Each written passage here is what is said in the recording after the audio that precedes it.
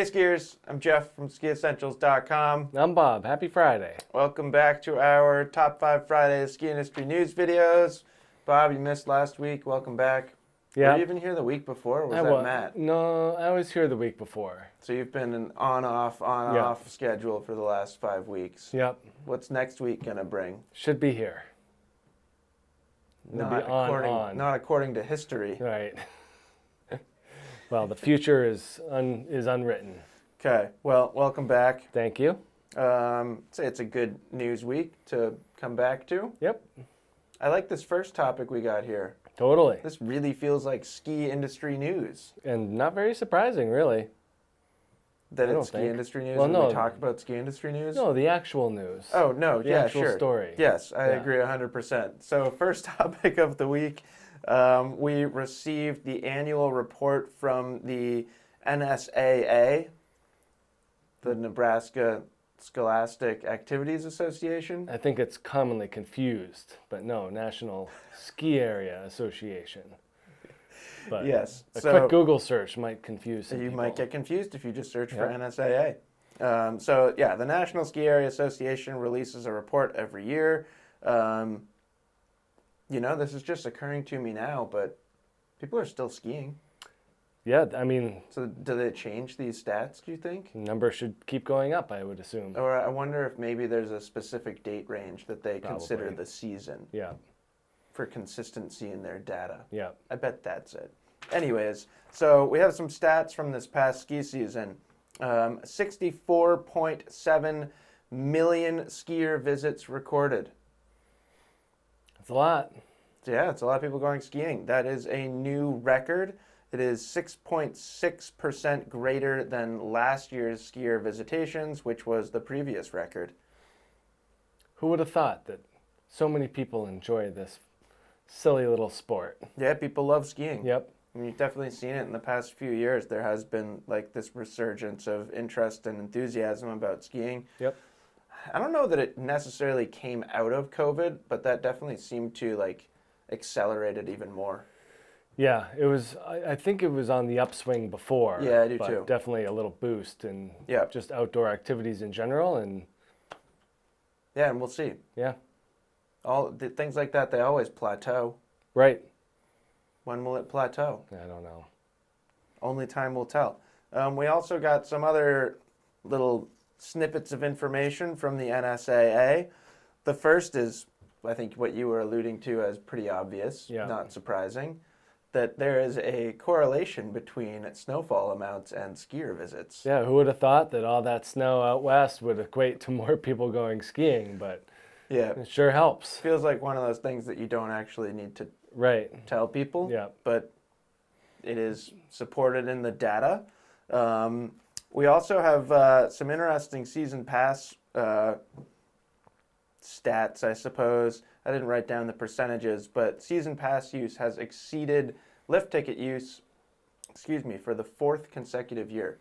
Yeah, and that's not shocking either. No, we got all these mega passes now, but it got me thinking about when I was a kid.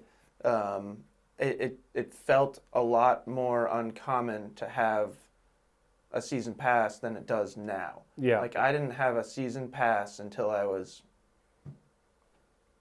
16 maybe, and even then it was kind of like borderline whether it was going to be like the right financial option. Right. Because I could go skiing like 20 times a year buying lift tickets, and like you can't do that anymore. Right. You spend $4,000 or something ridiculous. No, they like having that cash in hand before the season starts, and then they know how much money they have. Yeah. Makes sense. Yep. I mean, from a business perspective, it's clearly been the correct decision. Yep. A lot of these, to pinpoint Vail Resorts, they are a profitable organization. Right. You can say whatever you want about them and their business practices and whatever. I don't always agree with the just raw negativity towards Vail Resorts, but I understand the pointing fingers and wishing things could be different.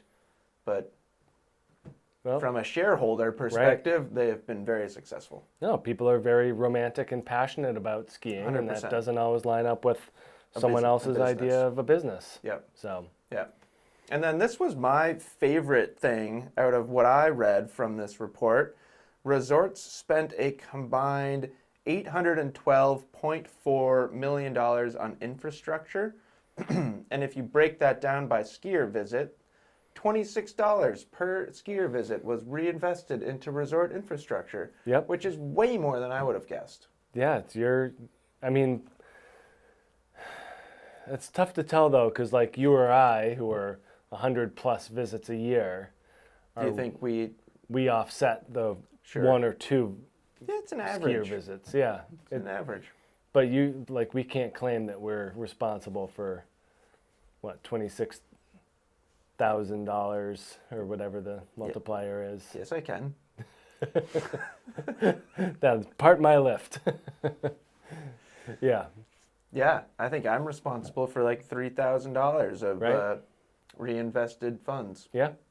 So all right. You're welcome, everyone that skis less than me. No, I just thought that was an interesting way to look at those stats. And I just enjoy kind of breaking down data like that. Yeah. So, pretty cool. Second topic of the week, coming back to Utah. And related to topic 1 as well. That skier visits are up? Yeah. Yeah, and this area is probably a big contributor to that. So we have planned tolls coming to both Cottonwood canyons in 2025. So we've talked about this stuff a lot. We typically focus on Little Cottonwood Canyon. This is both little and big. The Utah Department of Transportation is planning to implement tolls in both canyons, targeting the high volume of traffic headed specifically to ski resorts. And basically, they're kind of in tandem with this, they're also looking to increase public mass transportation. So I think something that's particularly interesting about this is that these tolls will be positioned far up the canyons, leaving unrestricted access to a bunch of other access points for other outdoor activities. Yeah, targeting the skier car crowd. They're specifically targeting people headed to ski resorts in their own personal vehicles. Yeah. So from what we've seen, it looks like it's going to be a $25 to $35 toll if you want to drive your own car to the mountain, with there being a at least cheaper or potentially free shuttle public transportation system. Right, really pushing that for people to take the bus. Which is a theme. Yeah.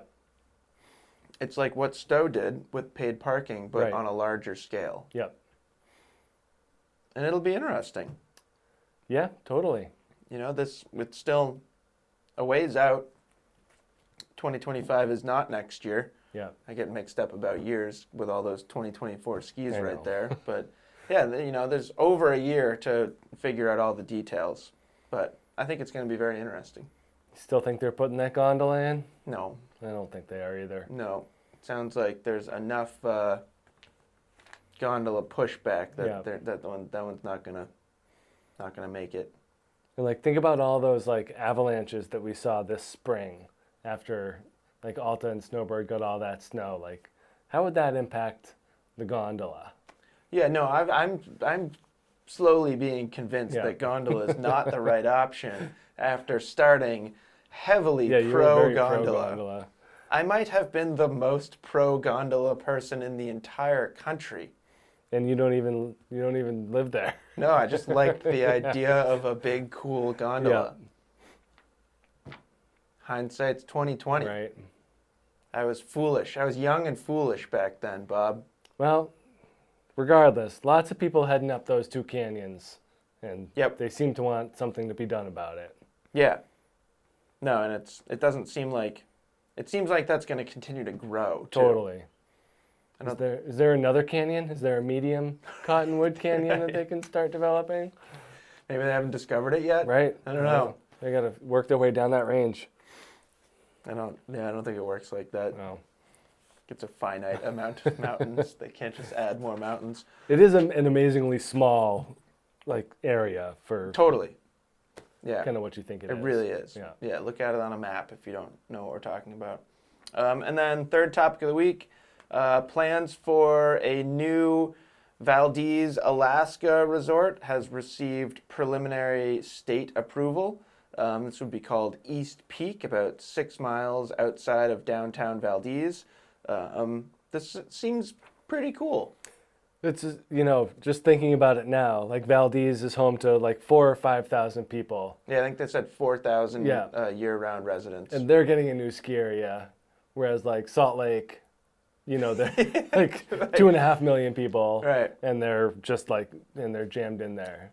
Yeah. So good for Valdez for Yeah. opening it up. Maybe it'll pull some people Yep. away from the Cottonwood Canyons. It's pretty darn remote there. That's not like a just easy, like, we'll go to Valdez instead. No, I don't think it's an easy commute. Just like a couple hours longer of a drive. Yeah. Yeah, I suppose not. But the idea here is Valdez, from an economic perspective, they are very oil dependent, aside from summer tourism. Yeah. So they have those 4,000 annual residents. In the summer, they bring in around 50,000 tourists via cruise ships and RVs and other things like that. So they're sort of set up and with some existing infrastructure to support the concept of increased winter tourism. The people behind this already own 200 acres of land at the base of the proposed area and are hoping to lease another 800 acres. Seems like a good idea. Sweet. I'm into it. I looked it up. I think they said there was like 7 existing Alaska ski areas. What's the next closest one to Valdez? Well, I don't know about ski area, but like Cordova's pretty close, and then like Anchorage is a little further up the coast. Right. And there's a few kind of outlying littler hills there, and then Alyeska, the big one. Yeah, where's Alyeska? You're killing me with this geography, but it's like kind of in between. Like I think it's like an hour southeast of Anchorage. Like pretty much down the coast from Anchorage east. Okay, Yeah. got it. Cool. So this will be a fun one to watch. I don't know if we'll make it to Valdez anytime soon, but if there's a ski area there, it's certainly more likely. Yep. Your wife, Big mountains. Your wife is calling you. I'll get up and turn that alarm off. Sorry. Oh, that's not your wife calling you. That's your alert to pick up your children, huh? Fair enough. They'll be fine. Yeah, we won't keep them waiting too long. Next topic of the week, recap of the Level 1 Superunknown event. I won't go into too much detail on this because there is already a recap video that's very fun to watch, and you can kind of get a sense of how things went on your own. There will also be a long recap video released, I think in the fall, late summer, early fall, something like that. But basically what happened this year is Level 1 invited the typical 16 finalists. We brought that up, like a month ago or so, about voting for your favorite semifinalists to make it into the finals. They also brought 40 current Level 1 athletes and former Level 1 athletes. Not 40 of each, 40, right. 40 Total. combined. Yeah. So they had some guys over 30, like Parker White and stuff like that, and then current top tier pro skiers, and then all these kind of new young guns. So that was super cool. It definitely brought a new vibe and kind of a refreshed atmosphere to this event, which is already one of the favorites, especially among the free skiing community. So I just thought that was really cool. Yeah, I like how they're able to put modern twists on these and get more people involved. Well, the other thing that's fun is you couldn't do this 20 years ago because there weren't any old park skiers. Right. Everyone was a current pro skier. Right. So it'll be fun to watch the sport grow and age and do more and more of these things. In 20 years, will 52-year-old Parker White go or whatever? Yeah, he'll be a grandfather. Yeah. It'd be just be so cool. Yeah. So I really like that. And then lastly, we have our edits of the week. First up, we have Magma. He was not happy. The Magma guys are always super entertaining. This one focuses mostly on the Red Bull Cascade event that we recapped recently. Then we have a short little edit called Service from Bo James Wells. Not particularly his skiing, but his filming and editing skills. Features a bunch of very talented park skiers. And then finally, very park-heavy theme for edits this week. Yeah. We have The Bunch at Swatch Nines. I'd say this was my pick out of this week's edits. I think it's long enough that you can't call it an edit. I mentally have a cutoff of what can be an edit. What is it? 6 minutes? Yeah, five and a half, six. I think it's, yeah. But anyways, this is 15 minutes long, tells more of a story of going to the event.